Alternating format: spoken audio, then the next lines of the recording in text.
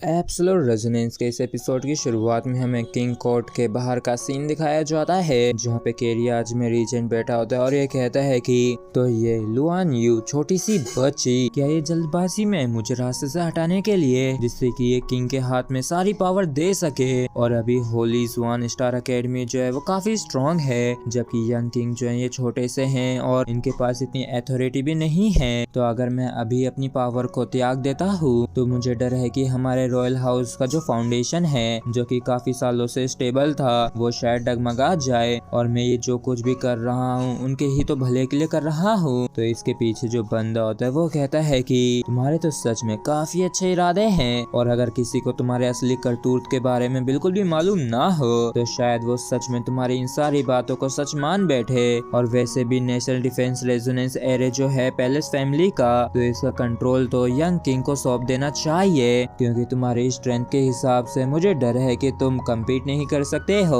और हाँ, तुम्हें शायद मेरे इस सजेशन के बारे में सोचना चाहिए। जिसके बाद हमें प्रिंसेस का सीन दिखाया जाता है, जहाँ पे प्रिंसेस लीलो से कहती है कि आज तो इस चीज को भी नोटिस किया जा सकता है कि किंग जो है वो बेहतर हुए हैं, तो सच में मैं तुम्हारा शुक्रिया अदा करना चाहती हूँ। और लीलो सच में ये मेरा लकी था जो मैं तुमसे मिल पाई हूँ। तो लीलो जो होता है ये कहता है कि योर हाइनेस आप सच में कुछ ज्यादा ही पोलाइट हैं, क्योंकि वैसे भी लोलैंड मेंशन जो है उसको आप जैसे फ्रेंड्स की जरूरत है। तो प्रिंसेस जो होती है कहती है कि अरे हाँ, इस बात की जाए तो हम और लोलैंड मेंशन जो है हम दोनों ही एक जैसी प्रॉब्लम्स को शेयर करते हैं। तो लीलो जो होता है ये कहता है कि योर हाइनेस आपने तो कुछ ज्यादा ही बड़ी बात बोल दी है, क्योंकि हमारा जो लोलैंड मेंशन वो एक छोटे से झोपड़े के समान है, जिनको इन सभी लालची टाइगर्स ने चारों तरफ से घेर रखा है। तो प्रिंसेस जो होती है कहती है कि अच्छा, तो हमारी साइड ये जो लालची भरी निगाहें हैं ये कम है क्या? मतलब कि हम पे भी काफी सारे लोगों ने गंदी नजर डाल रखी है। और इस चीज को सुनते ही लीलो जो होता है काफी ज्यादा चौंक जाता है और मन में कहता है कि ये जो ग्रैंड प्रिंसेस है असल में इन्होंने खुद इनिशिएटिव लिया है, जिससे कि ये मेरे साथ रॉयल फैमिली के सीक्रेट के बारे में बात कर सके। और फिर प्रिंसेस जो होती है कहती है कि लोलैंड मेंशन के पास एक ट्रेजर है जिनको चारों तरफ से गीदड़ों ने घेर रखा है। तो अगर आधे साल बाद तुम लोग इसके सामने टिक नहीं सके तो एक तरीके से तुम्हारे हाउस और इसके लोगों के लिए ये काफी दुखदाई अंत होगा। जबकि आधे साल बाद किंग का जो राज्य अभिषेक होने वाला है वो काफी ज्यादा खतरे से भरा होगा, क्योंकि मेरे अंकल ने पहले ही पावर का स्वाद चख लिया है। तो क्या वो सच में इतनी आसानी से इसे जाने दे सकते हैं? और लीलो, मैं ये सारी बातें तुम्हें इसलिए नहीं बता रही हूँ क्योंकि मैं चाहती हूँ कि लोलैंड मेंशन साइड पिक करे, लेकिन अगर मैं सही कहूँ तो यहाँ तक कि लोलैंड मेंशन के पास अभी इतना भी हक नहीं है कि ये अभी किसी भी साइड को पिक करे। तो लीलो जो होता है कहता है कि ओ, अब जाके मुझे सारी चीज समझ में आई है कि इस लेवल के स्ट्रगल में अगर ड्यू की स्टेज की स्ट्रेंथ साथ नहीं होती है तो सामने वाला बस देखने के सिवा कुछ भी नहीं कर सकेगा। और फिर प्रिंसेस जो होती है कहती है कि तुम्हें तो पता ही होगा कि डीन जो है ये डार्क केवरन में ट्रैप हो रखे हैं, और मुझे डर है कि अकेडमी की जो प्रोटेक्शन है तुम्हारे लिए और क्वीन के लिए वो भी काफी ज्यादा कम हो गई है। तो लीलो जो होता है ये छाती पीटते हुए कहता है कि लेकिन यही इकलौता काम है जो मेरे पेरेंट्स मेरे लिए पीछे छोड़ गए हैं, तो इस चीज से कोई भी फर्क नहीं पड़ता है कि ये कितना ज्यादा मुश्किल होता है।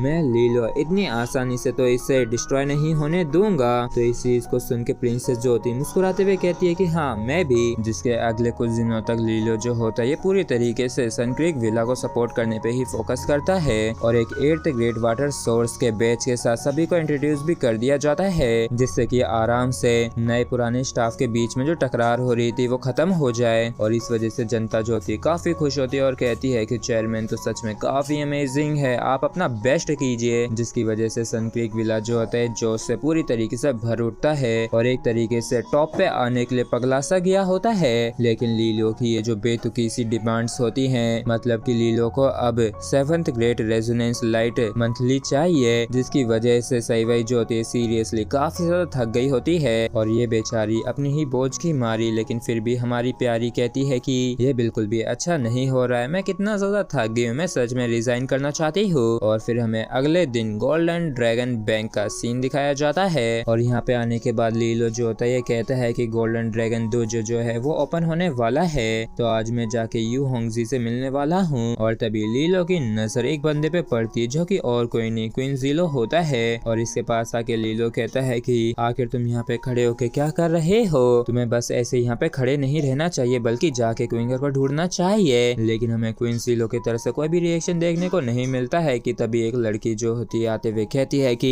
यंग लॉर्ड लीलो, लेडी ने मुझे आदेश दिए कि मैं यहाँ पे आपके लिए इंतजार करूँ। तो लीलो भी इसका इंतजार करने के लिए इसका शुक्रिया अदा कर देता है और ये लड़की कहती है कि लेकिन ये जो गेस्ट है यहाँ पे पहले ही आ गए थे, लेकिन तब भी इन्होंने मुझे इग्नोर कर दिया। तो लीलो जो होता है इविल तरीके से इस लड़की से कहता है कि तभी क्वीन ज़ीलो जो होता है इंटरप्ट करते हुए कहता है कि चलो भी मेरे लिए तुम रास्ते को आगे चल के लीड करो। और तभी हम यहाँ पे एक लाल मुर्गे को आते हुए देखते हैं जो कहता है कि अरे वाह, ये तो जूनियर ब्रदर लीलो है ना, हाल ही में अकेडमी में तुम्हारी काफी ज्यादा बातचीत होने लगी है। तो लीलो जो होता है ये कहता है कि जू जुआन, तुम तो मेरी कुछ ज्यादा ही तारीफ कर रहे हो और मैंने तो सिर्फ 1 लाख पॉइंट्स को ही कमाया है और मुझे तो लगता है कि तकरीबन अकेडमी में 2 साल की कड़ी मेहनत करने के बाद पक्का तुम्हारे पास भी इतने सारे पॉइंट्स अभी तक इकट्ठे हो गए होंगे। और इस चीज को सुन के इस मुर्गे को काफी तगड़ा वाला झटका लगता है और ये मन में कहता है कि धत तरह की करीब पिछले 2 सालों से मैंने इतने सारे पॉइंट्स को देखा ही नहीं है। और फिर ये कहता है कि मैंने सुना है कि ये क्वीडिंग जो है ये डार्क कैवरेन के दौरान काफी ज्यादा सीरियसली इंजर्ड हो गया था